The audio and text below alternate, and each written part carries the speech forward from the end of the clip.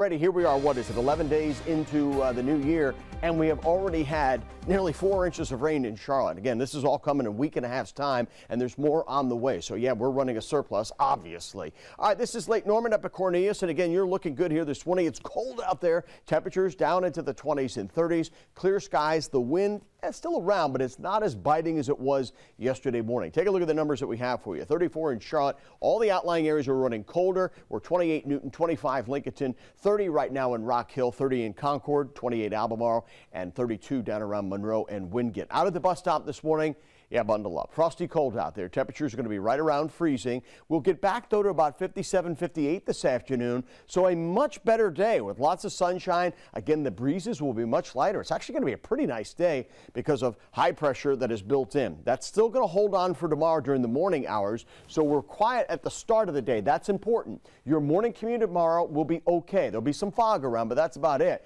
Then as we get into the afternoon, evening hours, here comes the rain followed by chilly high pressure that will build in for the upcoming holiday weekend. So tomorrow we start off dry. Again, there may be some fog around. I'm going to watch that. There's a lot of moisture in the air. The afternoon will bring scattered showers. The evening will bring a line of thunderstorms, and that's when we have our greatest threat for severe weather, and also the gustiest of the winds. They could be up there around 35 miles per hour. So again, you notice tomorrow, this is 8 o'clock in the morning, our futurecast, we're dry. Then as we go into the afternoon hours, here comes the rain, mainly west of I-77. 4 o'clock, okay, game on. Now we're looking at some pretty heavy downpours here. 6 o'clock in the evening, any one of these could have a lot of lightning, strong winds them, and of course we start to see some discrete cells. That's always a telltale sign, possibility of severe weather as we go through the evening hours, and then we will dry out during the overnight. So where's the greatest risk? It's again going to be south and east of Charlotte, but anywhere from about the foothills southward, we could get some strong thunderstorms, but the greatest risk is going to be, again,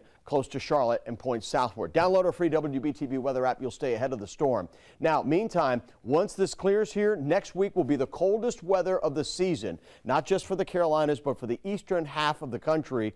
Get used to it. Temperatures are going to be in the 40s with lows at night in the teens and 20s next week. So for today, 57, really nice day. Only in the 30s tonight, 58 tomorrow. Wet weather coming in, especially later in the day. The weekend overall is pretty quiet, though there could be a stray shower on Monday, MLK Day.